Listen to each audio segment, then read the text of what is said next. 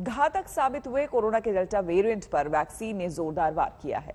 National institute of virology ने एक research के बाद दावा किया है कि वैक्सीन कोरोना से जान बचाने में 99% असरदार है। इस रिसर्च के मुताबिक 90% मामलों में वैक्सीन अस्पताल में भर्ती होने से भी बचाती है।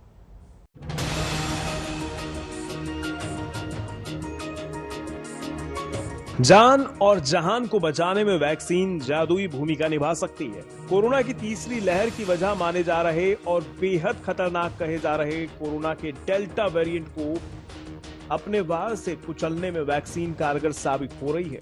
पुणे स्थित नेशनल इंस्टीट्यूट ऑफ वायरोलॉजी यानी NIV के वैज्ञानिकों ने एक रिसर्च के बाद दावा किया है कि कोरोना का टीका डेल्टा वेरिएंट से जान बचाने में 99% सुरक्षित है।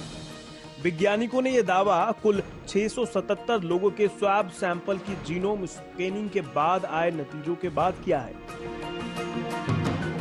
NIV के वैज्ञानिकों ने रिसर्च के बाद जो नतीजे जारी किए हैं उनके मुताबिक 592 लोगों ने टीके की दोनों डोज लगवाई थी, जबकि 85 लोगों को टीके की एक खुराक लगी थी।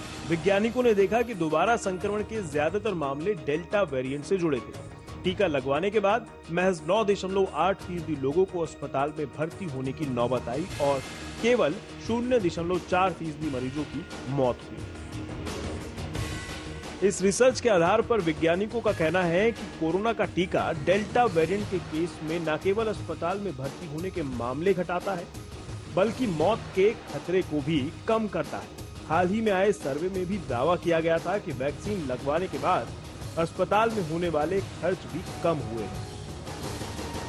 There is a consistent trend as the cases are declining, the deaths are also declining, but because there is data harmonization, data adjustment, data being put, which may have not been made available earlier on. So you should see that. But overall trend, the cases are declining, the deaths are declining.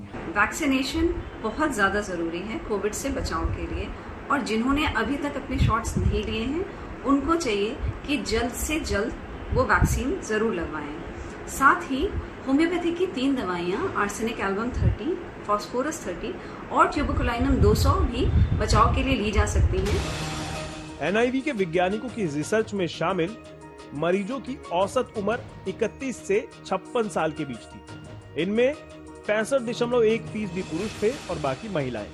71% मरीजों में corona के लक्षण थे, 69% में बुखार जैसे सामान्य लक्षण थे।